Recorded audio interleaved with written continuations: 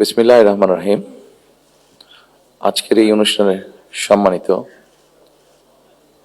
সকল উপস্থিতিবৃন্দ, আসসালামু আলাইকুম।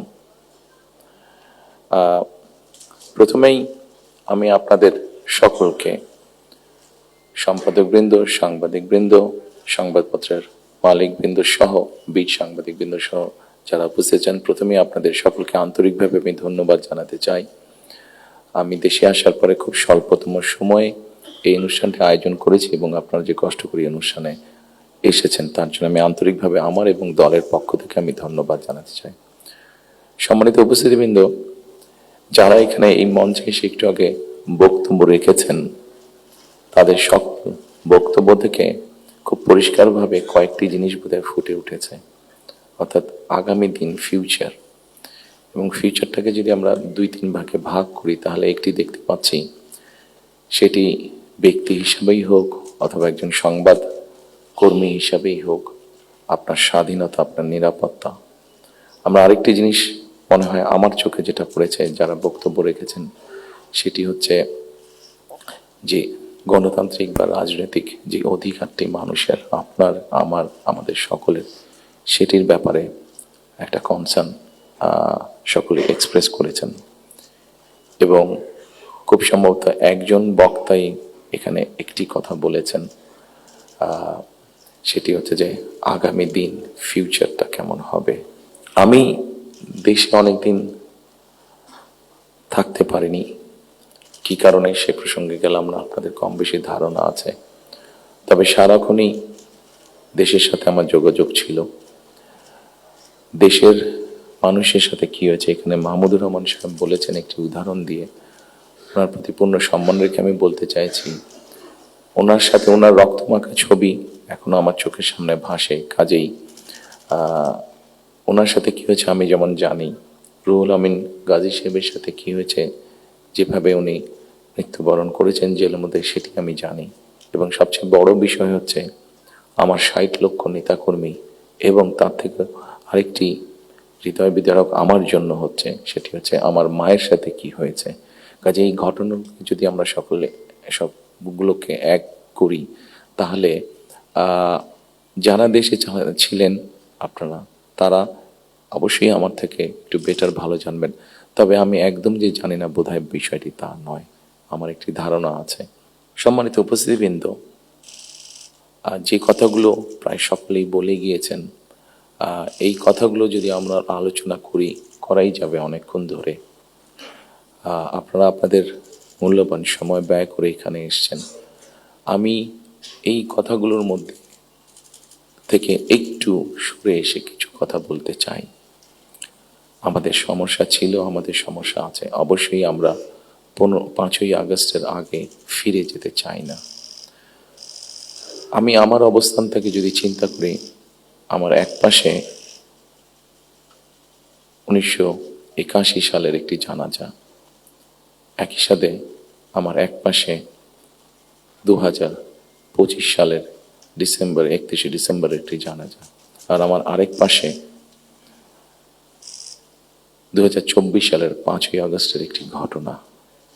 কাজে আমার মনে হয় এটি শুধু বোধহয় আমার একার জন্য নয়, যারা আমার দলের নেতা কর্মী সদস্য এবং সামগ্রিকভাবে পুরো দেশের মানুষের সামনে বোধহয় এই দুটি উদাহরণ বোধহয় সবচাইতে বাদ বিবেচনা করার জন্য সবচেয়ে ভালো উদাহরণ, যে আসলে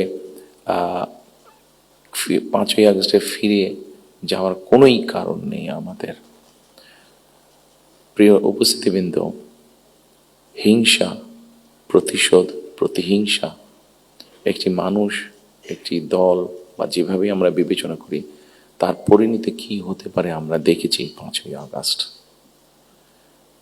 এবং আমি সেজন্যই সকলকে অনুরোধ করব, দলমত নির্বিশেষে আমাদের মধ্যে মত পার্থক্য থাকবে, কিন্তু আমরা যদি চেষ্টা করি তাহলে সেই মত পার্থক্যের মধ্যে রেখে আলোচনার মাধ্যমে সেটি অনেক সমস্যার সমাধান হয়তো আমরা বের করে আনতে সক্ষম হব। কিন্তু কোনোভাবেই সেটি যাতে মত বিভেদের পর্যায়ে চলে না যায়। মত বিভেদ হলে জাতিকে বিভক্ত করে ফেললে কি হতে পারে আমরা দেখেছি। আজকে সেই জন্যই অনেকের মুখে অনেক হতাশার কথা আমরা শুনি, কিন্তু তারপরেও আশার কথা হচ্ছে যে তাদের কাছে ভবিষ্যতের চিন্তাও আছে, ভবিষ্যতের পরিকল্পনা আছে। এখানে একজন বক্তা বলেছেন, পানির কথা বলেছেন।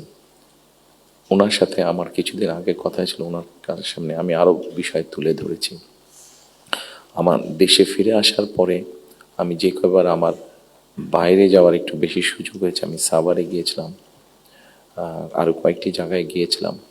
আমার কাছে মনে হয়েছে নতুন প্রজন্ম একটি গাইডেন্স চাইছে, নতুন প্রজন্ম একটি আশা দেখতে চাইছে। শুধু নতুন প্রজন্ম না, আমার কাছে মনে হয়েছে প্রত্যেকটি প্রজন্মই মনে হয় কিছু একটি গাইডেন্স চাইছে। আমরা যারা রাজনীতিবিদ করি আমাদের কাছে হয়তো অনেক প্রত্যাশা, সকল প্রত্যাশা হয়তো বা পূরণ করা সম্ভব নয়, কিন্তু আমরা রাজনীতিবিদরা যদি 1971 সাল, 1990 সাল, 2004-এর 24 সালের 5ই আগস্ট এই সবগুলোকে আমাদের সামনে রেখে আমরা যদি দেশের স্বাধীনতা, দেশের সার্বভৌমত্বের জন্য কাজ করি, তাহলে নিশ্চয়ই আমার কাছে মনে হয় একজন রাজনৈতিক কর্মী হিসাবে আমি দৃঢ়ভাবে বিশ্বাস করি আমরা জাতিকে একটি সঠিক ডাইরেকশনে নিয়ে যেতে সক্ষম হব। আমি জানি না এটা কতটুকু রিলেটেড, একটি ছোট ঘটনা আপনাদের সামনে তুলে ধরতে চাই। আমাকে চিকিৎসার জন্য এই দেশ থেকে 2008 সালে চলে যেতে হয়েছিল যুক্তরাজ্যে। 2008 সালে যাওয়ার পরে 2010 সালে সেখানে প্রথমে একটি নির্বাচন আমি দেখেছিলাম। তো যেহেতু সেটি নির্বাচন ছিল, স্বাভাবিকভাবে রাজনৈতিক কর্মী হিসাবে আমার একটা ইন্টারেস্ট ছিল। টিভির সামনে বসে আমি ডিবেট দেখছিলাম। সেখানে দুজন নেতার মধ্যে, দুটি মেইন দলের নেতার মধ্যে, লেবার এবং কনজারভেটিভ, অনেকদিন ধরে লেবার ছিল, 2010 সালে নির্বাচনে কনজারভেটিভ আসে। তো দুই দলের দুই নেতার মধ্যে একটি আলোচনা হচ্ছিল। খুব দুঃখজনক হলো, বাংলাদেশ বাদই দিলাম, শুধু ঢাকা শহরের মধ্যেই কোনো অ্যাম্বুলেন্স সার্ভিস নেই। গত 54-55 বছরে আমরা মানুষের চিকিৎসা সেবার জন্য অ্যাম্বুলেন্স সার্ভিস গড়ে তুলতে সক্ষম হইনি। এটি খুবই দুঃখজনক ব্যাপার। তো এই অ্যাম্বুলেন্স সার্ভিস নিয়ে দুই নেতার মধ্যে তখন কথা হচ্ছিল। খুব সম্ভবত তখন যতটুকু আমার মনে আছে, তখন এমার্জেন্সির জন্য অ্যাম্বুলেন্স সার্ভিস কল করলে 20 মিনিটের মতন সময় লাগতো আসতে অ্যাম্বুলেন্সের। একজন বলছে 20 মিনিট লাগে, এটাকে আমরা 19 মিনিট করবো। আরেকজন বলছিল যুক্তি তর্ক দিয়ে যে 20 মিনিট লাগে, এটাকে আমরা 15 মিনিটে নিয়ে আসবো। অর্থাৎ একজন 1 মিনিট কমাচ্ছে, একজন 5 মিনিট কমাচ্ছে। এই কাজটি তারা তাদের জনগণের জন্যই করতে চাইছে। আমার মনে হয় এখানে যেটা একটু আগে মাহফুজ আলম সাহেব যে পানির কথাটি বললেন, খুব সঠিকভাবে বলেছেন। ঠিক এখন যেভাবে চলছে এইভাবে যদি চলে, আমার যতটুকু ধারণা আগামী 10 থেকে 15 বছর, হার্ডলি 20 বছর পরে ঢাকা শহরে কোনো জায়গায় থেকে পানি আমরা পাবো না। আমাদের বুড়িগঙ্গা নদী সম্পূর্ণ রকম পলিউটেড, 100% পলিউটেড। শীতলক্ষা নদী 50%-এর মতন পলিউটেড। এখন মেঘনা নদী থেকে পানি আনার চেষ্টা করা হচ্ছে, আসছে বোধহয় একটা প্রজেক্ট কাজ হচ্ছে, কিন্তু এটার পানিও আগামী 10 থেকে 15 বছর মধ্যে পলিউটেড হয়ে যাবে। ঢাকা শহরে যে 3.5 কোটি মানুষের মতন মানুষ বাস করছে, এদের কেউ পানি পাবে না। পানির অপর নাম জীবন। সারা দেশে যদি এই সমস্যা শুরু হয়, তাহলে বিষয়টি কত ভয়াবহ হতে পারে। আমার মনে হয় এইরকম বিষয়গুলি নিয়ে বোধহয় এখন আলোচনা হওয়া উচিত, সেটি সংসদে হোক, সেটি বিভিন্ন সেমিনারে হোক। কারণ তা না হলে একটি ভয়াবহ ভবিষ্যৎ আমাদের সামনে অপেক্ষা করছে হয়তোবা, which is very unwanted. সম্মানিত উপস্থিতিবৃন্দ, একই সাথে আমরা যদি একটু খেয়াল করে দেখি, আমাদের 20 কোটির মতন মানুষ এই দেশে, এবং এই দেশে 20 কোটি মানুষের মধ্যে একটি বড় অংশ হচ্ছে তরুণ সমাজের সদস্য। এই তরুণ সমাজের সদস্যদেরকে বিভিন্নভাবে আমাদেরকে উপায় বের করতে হবে কীভাবে তাদের কর্মসংস্থানের ব্যবস্থা হয়, সেটি দেশের ভিতরে হোক, সেটি দেশের বাইরে হোক। আমরা যদি এটি সক্ষম না হই এই কাজটি করতে, তাহলে আমরা 5ই আগস্ট বলি, 90-এর আন্দোলন বলি, 1971 সালের স্বাধীনতা যুদ্ধ বলি, আমাদের মনে হয় খুব সম্ভবত প্রত্যেকটি প্রত্যাশা ধ্বংস হয়ে যাবে। এখানে একজন সংবাদকর্মী, নারী সংবাদকর্মী, নারীর নিরাপত্তা বা নিরাপত্তা নিয়ে কথা বলেছেন উনি। আমরা মনে করি নিরাপত্তা শুধু নারীর না, নারী পুরুষ উভয়ের ক্ষেত্রে হওয়া উচিত। ছোট যদি একটি এক্সাম্পল দিই, খুব সম্ভবত বাংলাদেশে বছরে 7,000-এর মতন মানুষ, খুব সম্ভব গত বছর 7,000-এর মতন মানুষ রোড অ্যাক্সিডেন্টে মারা গিয়েছে। আমার কাছে বিষয়টি খুব অস্বাভাবিক লাগে। আমার ধারণা আপনারা যদি একটু চিন্তা করেন, আপনাদের প্রত্যেকের কাছে বিষয়টি অস্বাভাবিক লাগবে, কিন্তু ঘটনাটি ঘটছে, কোনো বছর বেশি, কোনো বছর কম।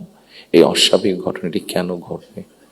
একজন মানুষ রোড অ্যাক্সিডেন্টে অধিকাংশ ক্ষেত্রে যারা মারা যাচ্ছে, আমরা যদি তাদের সামাজিক স্ট্যাটাসটা দেখি, খুব যে অবস্থাপন্ন লোক যারা আর্থিকভাবে সচ্ছল তারা যে মারা যাচ্ছেন তা না, কিন্তু যেই মানুষগুলো মারা যাচ্ছে সেই মানুষরা হয়তো তাদের ফ্যামিলির অনলি আর্নিং সোর্স। মারা যাওয়ার পরে সেই ফ্যামিলিটির কি হচ্ছে, অথবা লোকটি যদি পঙ্গু হয়ে যায়, মানুষটি যদি পঙ্গু হয়ে যায়, তাহলে তার ফ্যামিলির উপরে কি হচ্ছে, এই বিষয়টি বোধহয় আমাদেরকে নজরে আনা উচিত। এরকম অনেকগুলো বিষয় আছে যে বিষয়গুলো আমার মনে হয় রাজনৈতিক দলগুলোর মধ্যে চিন্তা ভাবনা হওয়া উচিত। এখানে শাইখ সিরাজ সাহেব বসে আছেন, ওনার একটি বিখ্যাত প্রোগ্রাম আছে কৃষি সংক্রান্ত। কৃষকদের কি অবস্থা এখন, সেই বিষয়টি বোধহয় আমাদেরকে বিবেচনা করা উচিত। উনি ভালো বলতে পারবেন। আমার যতটুকু ধারণা আছে যে মানে সরাসরি জমিতে কৃষিকাজের সাথে জড়িত জমির মালিক এরকম কৃষকের সংখ্যা প্রবাবলি 1.5 কোটির মতন সারা বাংলাদেশে, 1,50,00,000-এর মতন। এর মধ্যেও ডিফারেন্ট ক্যাটাগরির কৃষক আছে। এই কৃষকদের বিভিন্ন অসহায়ত্বের নিউজ আপনাদের সংবাদপত্রে প্রকাশ হয়, বিভিন্ন সময় আপনাদের খবরেই প্রকাশিত হয়েছে বিভিন্ন সময়, সেটি ইলেকট্রনিক মিডিয়া হোক, সেটি মেইন মিডিয়া প্রিন্টেড মিডিয়াতেই হোক, প্রকাশিত হয়েছে। এদের ব্যাপারে আমি আমার বিগত সরকারের কথা বলবো, আমার দলের বিগত সরকারের কথা বলবো। সেই সরকার বিভিন্ন সময়ে বিভিন্ন পদক্ষেপ গ্রহণ করেছে। এত বিশাল সংখ্যক মানুষ, যারা 20 কোটি মানুষের খাওয়া পড়ার ব্যবস্থা করছে, খাওয়ার অন্নের সংস্থান করছে, সেই এত বড় সমাজটাকে কিভাবে সাপোর্ট দেওয়া যায়, তাদের হয়তো সেভাবে বলার সুযোগ নেই। এখানে আপনারা সংবাদপত্রের যারা কর্মী আছেন, আপনারা আপনাদের কিছু সমস্যার কথা বলেছেন। আপনাদের সমস্যাটা আমাদের জন্য শুনতে জানতে সহজ হয়, বিকজ আমাদের জন্য একটা ভেন্যু আছে যেখানে আমরা আলাপ করতে পারি। কিন্তু ওই কৃষকগুলো যাদের কোনো ভেন্যু নেই, যারা এরকম একটা প্রোগ্রাম অর্গানাইজ করতে পারছে না, তারা কিভাবে বলবে কথাগুলো? কাজে তাদের কথাটাও তো আমাদেরকে জানতে হবে। কাজে এই বিষয়গুলি, সম্মানিত উপস্থিতিবৃন্দ, আমার মনে হয় এই সকলে এরকম আরো অনেকগুলো বিষয় আছে। আমরা নারীর স্বাধীনতার কথা বলছি। বেগম রোকেয়া নারীর শিক্ষার জন্য আন্দোলন করেছিলেন। মরহুমা বেগম খালেদা জিয়া নারীদের শিক্ষার ব্যাপারটা নিশ্চিত করেছিলেন। পরবর্তীতে আগামী নির্বাচনে ইনশাল্লাহ জনগণের ম্যান্ডেট নিয়ে আমরা সরকার গঠনে সক্ষম হলে আমাদের একটি পরিকল্পনা রয়েছে, এই যেই নারীরা শিক্ষিত হয়েছে এদেরকে অর্থনৈতিকভাবে স্বাবলম্বী করে গড়ে তোলা। একটু আগে আমি যে ফ্যামিলি কার্ডটা বলেছিলাম, সেটির লক্ষ্য বা উদ্দেশ্য হচ্ছে সেটাই, এই নারী সমাজকে গড়ে তোলা। আমাদের হিসাব মতে বাংলাদেশে 4 কোটি ফ্যামিলি আছে। আমরা যদি পরিবার হিসাবে ভাগ করি, এবারে যে একটি পরিবারে 5 জন করে সদস্য ধরা হয়েছে। আমরা এই ফ্যামিলি কার্ডটি আপনাদের সামনে একটু তুলে ধরতে চাইছি, আমাদের পরিকল্পনাগুলো। কারণ এখানে একজন সাংবাদিক উল্লেখ করেছেন যে 25 তারিখে যখন আমি এসেছি, আমি একটি কথা বলেছিলাম মার্টিন লুথার কিং এর মতন, আই হ্যাভ এ ড্রিম, যেমন বলেছিল 62 বছর আগে মার্টিন লুথার কিং। আমি বলেছিলাম আই হ্যাভ এ প্ল্যান। সেই প্ল্যানের মধ্যে একটি অংশ আছে বাংলাদেশের যে হাফ পপুলেশন নারী, তাদেরকে ঘিরে, এবং সেটি হচ্ছে ফ্যামিলি কার্ড। ফ্যামিলি কার্ডের মাধ্যমে ইটস নট যে একটা ফ্যামিলি কার্ড যে নারী পাবে সেটি সে সারা জীবন পাবে। একজন গৃহিণী বা একজন হাউস ওয়াইফ যে পাবেন কার্ডটা সারা জীবনের জন্য না, আমরা 5 থেকে 7 বছর নেব। এই 5 থেকে 7 বছর তাকে আমরা একটা সাপোর্ট দেওয়ার চেষ্টা করব। সেটা টাকার হিসাবে হতে পারে, অথবা এসেনশিয়াল ফুড আইটেমের হিসাবে হতে পারে। কারণ আমরা দেখেছি যে একজন নারী বা একজন স্ত্রীকে বা একজন গৃহিণীকে যদি একটি সাপোর্ট দেওয়া হয়, সেটি সে তার ফ্যামিলির জন্য সঠিকভাবে খরচ করে দেন একজন পুরুষ। এবং আমরা রিসার্চ দেখেছি যে যদি 5 থেকে 7 বছর দেওয়া যায়, তাহলে সে যেই অর্থটা তার হাতে জমা হয়, সে মূলত 3টি কাজে খরচ করে। প্রথমত তার ফ্যামিলির স্বাস্থ্যের পেছনে, দ্বিতীয়ত তার ফ্যামিলির ছেলে মেয়েদের শিক্ষার পিছনে, তৃতীয়ত সে যে অর্থটা জমা করতে পারে সেটি সে ছোট ছোটভাবে ইনভেস্ট করে। খুব স্বাভাবিকভাবে এইভাবে যখন সে ইনভেস্ট করা ধরবে, স্বাভাবিকভাবে তার গ্রামের লোকাল ইকোনমিটা স্ট্রেংথেন হবে, তার উপজেলার ইকোনমিটা স্ট্রেংথেন হবে, তার জেলার ইকোনমিটা স্ট্রেংথেন হবে, তার পরিবারটা শিক্ষিত এবং তার পরিবারটা যদি হেলদি হয়, এভাবে পুরো গ্রামটা হবে, এভাবে পুরো উপজেলাটা হবে, এভাবে পুরো জেলাটা, বিভাগ, একসময় গিয়ে দেশটা হবে। 4 কোটি ফ্যামিলির মধ্যে আপনারা বলতে পারেন একবারে কি দেওয়া সম্ভব কিনা? না, 4 কোটি ফ্যামিলির মধ্যে একবারে দেওয়া সম্ভব না। গ্র্যাজুয়ালি আমরা যাব, যারা প্রান্তিক, যারা যাদের যাদের নিডফুল আন্ডার প্রিভিলেজ, তাদেরকে দিয়ে আমরা শুরু করব। এই কার্ডটি আমরা, আপনারা জিজ্ঞেস করতে পারেন হয়তো কার্ডটি কাদেরকে দেবেন। আমরা কার্ডটি জেনারেল রেখেছি, ইউনিভার্সাল রেখেছি, কারণ আমরা অতীতে দেখেছি বিভিন্ন সময় বিভিন্ন সোশ্যাল সেফটি নেটওয়ার্কের আওতায় যাদেরকে নিয়ে আসা বিভিন্ন ক্যাটাগরি করা হয় এবং সেখানে কারাপশন দেখা দেয়। সেই জন্য আমরা এটি জেনারেল রেখেছি। এটি একজন গ্রামের কৃষকের স্ত্রী যেমন পাবে, ইমাম সাহেবের স্ত্রী যেমন পাবে, প্রাইমারি স্কুলের শিক্ষকের স্ত্রী যেমন পাবেন, ঠিক একইভাবে ডিসি সাহেবের স্ত্রীও পাবেন, এসপি সাহেবের স্ত্রীও পাবেন। তবে আমরা দৃঢ়ভাবে বিশ্বাস করি ডিসি সাহেবের স্ত্রী বা এসপি সাহেবের স্ত্রী নিশ্চয়ই ওনারা নেবেন না, কারণ ওনাদের ওইটি প্রয়োজন হবে না। করাপশনটাকে যাতে মানে একটা স্প্রেড না করে, করাপশনটা যাতে স্বাভাবিক একটা পর্যায়ে থাকে, কিছু তো অ্যানোমালিজ হতে পারে, সেটি আমরা গ্র্যাজুয়ালি ঠিক করব। ঠিক এভাবে কৃষকদেরকে হেল্প করার জন্য আমরা কৃষি কার্ড করেছি। একটি বড় সমস্যা হচ্ছে হেলথ ইস্যু। বাংলাদেশে 20 কোটি মানুষ, আমরা স্লোগান দিয়ে হয়তো বলতে পারি যে সকলের জন্য স্বাস্থ্যর ব্যবস্থা করব, আমরা সকলকে স্বাস্থ্য সুবিধা আমরা দিব। এখানে আপনারা অনেকেই আছেন যারা আপনারা ইউকেতে গিয়েছেন, যেহেতু আমি ইউকেতে অনেকদিন ছিলাম, স্বাভাবিকভাবে আমি তাদের বিষয়টি আমার নজরে বেশি পড়েছে। তাদের ওখানে বৈধভাবে যে কোনো মানুষ থাকে, তাকে তারা পূর্ণ হেলথ সার্ভিস দেয়, সেটা যে কোনো ধরনের, সেটা বাইপাস হোক, কার্ডিয়াক হোক, ক্যান্সার হোক, সব রকম চিকিৎসা তারা দেয়। এখন আমরা কিন্তু এখন দেখা যাচ্ছে যে এই কাজটা করতে গিয়ে ইউকের মতন দেশগুলো, ইউরোপের যে ডেভেলপ দেশগুলো আছে, তারাও হিমশিম খাচ্ছে। তারা এখন যেটা চাচ্ছে সেটা হচ্ছে প্রিভেনশন। তারা হিসাব নিকাশ করেছে যে একজন মানুষ অসুস্থ হলে তাকে যদি হাসপাতালে নিয়ে আসা হয়, তাকে যদি ওষুধ দেওয়া হয়, ডাক্তার, নার্স, হসপিটালে বেড, সব কিছু, তাতে খরচ অনেক বেশি হয়। কিন্তু যদি প্রিভেনশন করা হয়, মানুষকে যদি সচেতন করা হয় যে এই খাবারগুলো খেও না, তাহলে তুমি কিডনি প্রবলেম হবে না, এই খাবারগুলো খেও না তাহলে তোমার হার্ট প্রবলেম হবে না, এই খাবারগুলো খেও না তাহলে তোমার ডায়াবেটিক হবে না। মানুষকে যদি এভাবে সচেতন করা যায়, তাহলে দেখা গেছে তাতে রাষ্ট্রের খরচ অনেক কমে আসে, মানুষের সুস্থ থাকে। এবং এটার উপর বেস করে, যেহেতু ইউরোপে এই কাজটা চলছে, এটার উপরে বেস করে আমরা হেলথ কেয়ারার অ্যাপয়েন্ট করতে চাই। এবং এই হেলথ কেয়ারের অ্যাপয়েন্টের আরেকটি মূল লক্ষ্য উদ্দেশ্য হচ্ছে এরা যেরকম বেসিক ট্রেনিং পাওয়ার পরে গিয়ে মানুষকে সচেতন করবে, অ্যাট দ্য সেম টাইম সম্মানিত উপস্থিতিবৃন্দ, আরেকটি বিষয় বোধহয় আমাদের নজরে খুব আনা প্রয়োজন। একটি বিষয়, খুব ভয়াবহ পরিস্থিতি, মাহফুজ আলম সাহেব যেরকম পানির কথা বলেছেন, সেরকম আরেকটি ভয়াবহ পরিস্থিতি হচ্ছে যে আমাদের জনসংখ্যা যেভাবে বাড়ছে, আমরা যে সৌদি আরব বা কুয়েতের সবগুলো তেল খনিও এখানে নিয়ে আসি, তাহলে হয়তো আমরা এই এত রিসোর্স দিয়ে আমরা এত মানুষকে সমস্যার সমাধান করতে পারবো না। সেই জন্য আমাদেরকে অবশ্যই পপুলেশন কন্ট্রোলে যেতে হবে, আমাদের দেশের জনসংখ্যাকে সীমাবদ্ধতার মধ্যে আনতে হবে। এবং সেই জন্য এই হেলথ কেয়ার যে নিয়োগ হবে, এই হেলথ কেয়ারের 80 থেকে 85% আমরা 1 লক্ষের মতন আমাদের টার্গেট নিয়োগ করা।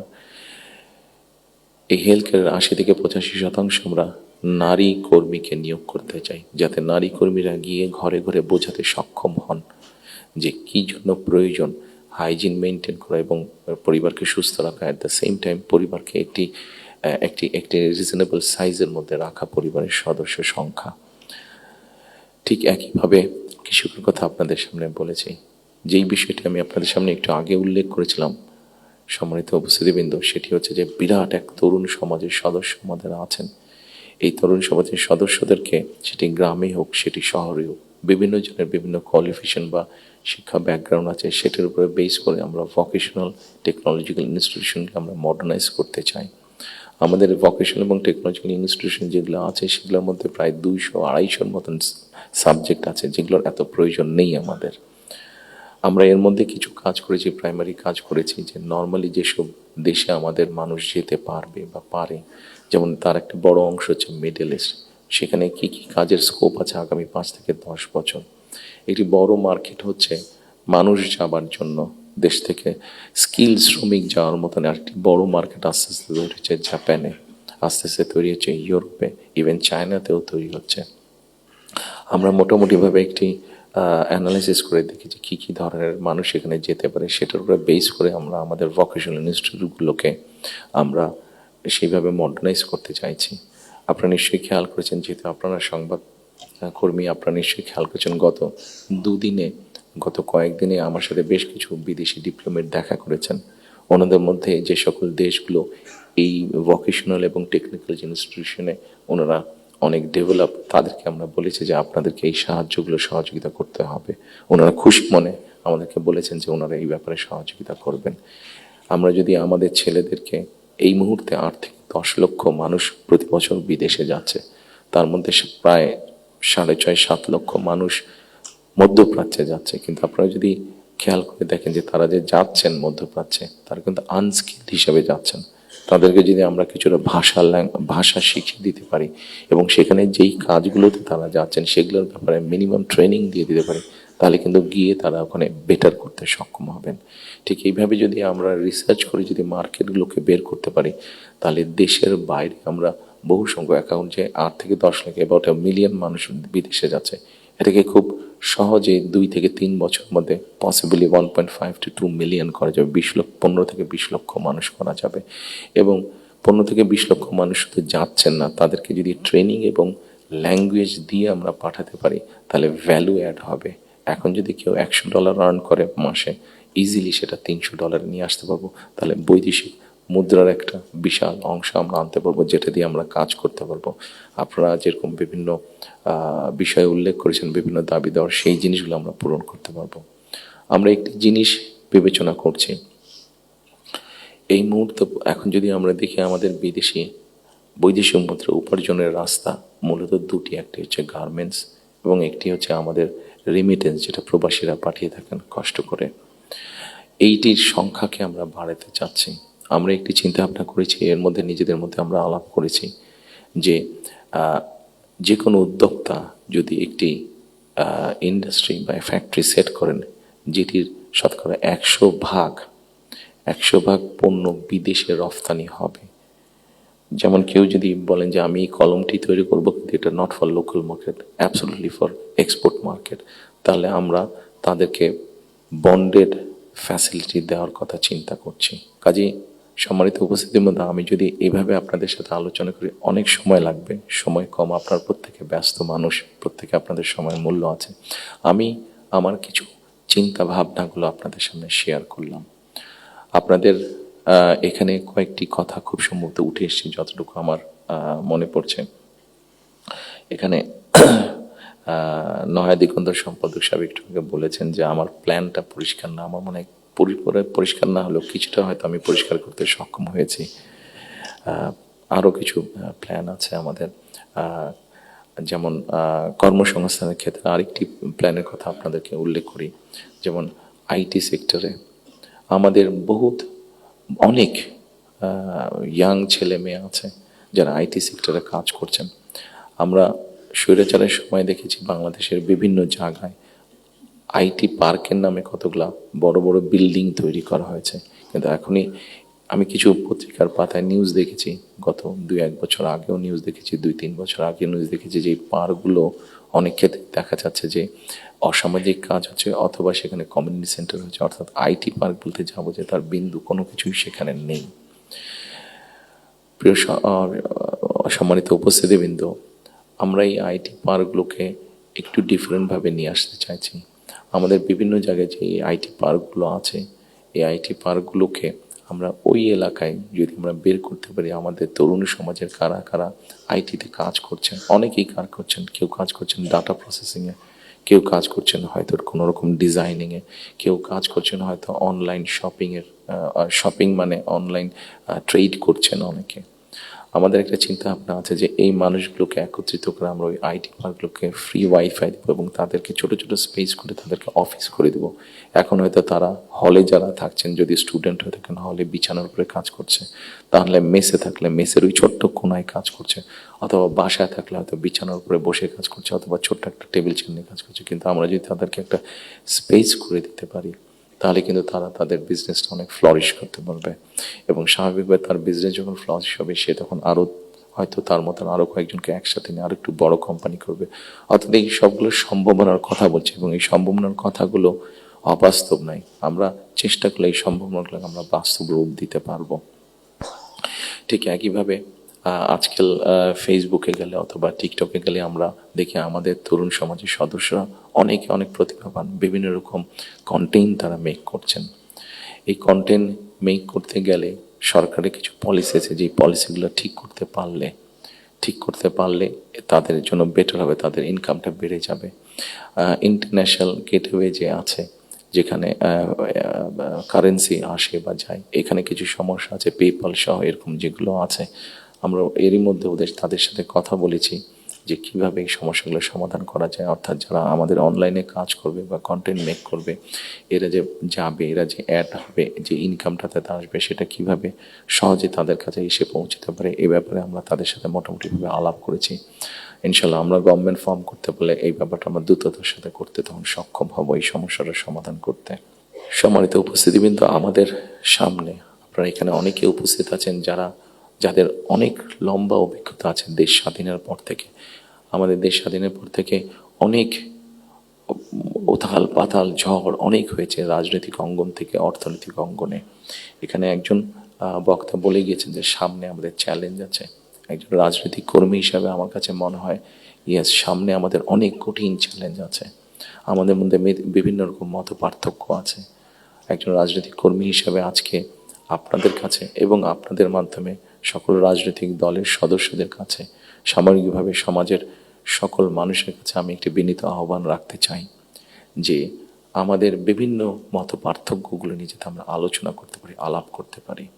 আমাদেরকে যে কোনো মূল্যে ডেমোক্রেটিক প্রসেস, যেটা আমরা 12 তারিখ থেকে ইনশাল্লাহ শুরু করতে যাচ্ছি। এখানে এনটিভির আমাদের ওনার নামটা আমি জহিরুল আলম সাহেব অনেক আগে আমার একটা ইন্টারভিউ নিয়েছিলেন। আমি ওনাকে খুব সম্ভবত ওনাকে বলেছিলাম, অথবা মতি ভাই এখানে উপস্থিত আছেন, মানব জীবনের মতি ভাই, খুব সম্ভব ওনার ইন্টারভিউতে আমি বলেছিলাম যে আমাদেরকে যে কোনো মূল্যে হোক ডেমোক্রেটিক প্রসেসটা চালু রাখতে হবে, আমাদের জবাবদিহিতাটা চালু রাখতে হবে যে কোনো মূল্যে। সেটি জাতীয় পর্যায়ে হোক, সেটি লোকাল পর্যায়ে হোক, অর্থাৎ ইউনিয়ন পরিষদ নির্বাচন, পৌরসভার নির্বাচন লোকাল পর্যায়ে হোক, সেটা কোনো ট্রেড বডির ইলেকশন হোক। আমার ব্যক্তি যেটা বিশ্বাস, আমরা যে কোনো মূল্যে যদি এই যে জবাবদিহিতাটা, গণতান্ত্রিক প্রসেসটা যদি আমরা কন্টিনিউ করতে পারি, অনেক বেগ হয়তো আসবে, অনেক কঠিন হবে, কিন্তু একটা সার্টেন টাইম পর পর আমরা যদি গণতান্ত্রিক প্রসেসটাকে কন্টিনিউ করে যেতে পারি, তাহলে নিশ্চয়ই আমরা অবস্থার পরিবর্তন ঘটাতে সক্ষম হব। এবং আরেকটি কথা, কাউকে আঘাত না করি আমি বলতে চাইছি, কোনো রাজনৈতিক দলের নেতা সদস্য কাউকে আমি আঘাত করতে চাইছি না। আমি আমার চিন্তাটা শুধু ওনাদের সামনে তুলে ধরতে চাইছি যে আসুন আমরা দেশের মানুষের শিক্ষা, দেশের মানুষের স্বাস্থ্য, দেশের নারীদের অধিকার, এম্পাওয়ারমেন্ট, কর্মসংস্থান, পরিবেশ, সব কিছু মিলে এই যে বিষয়গুলো, যেটি একটি সাধারণ মানুষের জন্য প্রযোজ্য সংস্কার, রিফর্ম, যেই বিষয়গুলি নিয়ে আমরা আলোচনা করেছি, আপনারা যদি একটু খেয়াল করে দেখেন, এই রিফর্মের মধ্যে আমার কাছে মনে হয়েছে যে 3টি পার্ট আছে। একটি হচ্ছে সাংবিধানিক পার্ট, একটি হচ্ছে আইনগত পার্ট, এবং আরেকটি হচ্ছে মানুষের প্রতিদিনের জীবনযাত্রা, নিরাপত্তা, তাদের সিকিউরিটি, সব কিছু নিয়ে একটি পার্ট আছে। আমরা সাংবিধানিক বিষয় নিয়ে আলোচনা করেছি, আইনগত বিষয় নিয়ে আলোচনা করেছি। আমার মনে হয় মানুষের প্রতিদিনকার প্রত্যেকটি মানুষ, সকল সমাজের প্রত্যেকটি শ্রেণী পেশার মানুষ, তাদের প্রতিদিনকার যে চাওয়া পাওয়াগুলা, প্রয়োজনগুলো, সেটা নিয়ে বোধহয় আমরা আলাপ আলোচনা একটু কম করেছি। আমার কাছে মনে হয় সেই বিষয়গুলি নিয়ে বোধহয় আলোচনা করা উচিত। সেই বিষয়গুলি নিয়ে বোধহয় প্রত্যেকটি রাজনৈতিক দলের আলোচনা করা উচিত। আমরা শুধু রাজনৈতিক বিষয় নিয়ে সেমিনার করছি, সিম্পোজিয়াম করছি, আলোচনা করছি, তর্ক বিতর্ক করছি, অবশ্যই ওগুলো প্রয়োজন আছে, কিন্তু অ্যাট দ্য সেম টাইম আমরা যদি মানুষের প্রতিদিনকার তার চিকিৎসা ব্যবস্থা কী হবে, তার কর্মসংস্থান কী হবে, তার পরিবারের সন্তানদের শিক্ষা ব্যবস্থা কী হবে, তার রাস্তায় বের হলে নিরাপদে সে ফিরে আসতে পারবে কিনা, এইরকম বিষয় যেগুলো আছে, এই বিষয়গুলো নিয়েও বোধহয় আমাদের আলোচনা আরও একটু বেশি হওয়া উচিত। এই বিষয়গুলো নিয়ে বোধহয় আমাদের প্ল্যান প্রোগ্রাম আরও একটু বেশি হওয়া উচিত। এই পলিসিগুলো নিয়ে বোধহয় আমাদের চিন্তা ভাবনা আরও একটু বেশি হওয়া উচিত।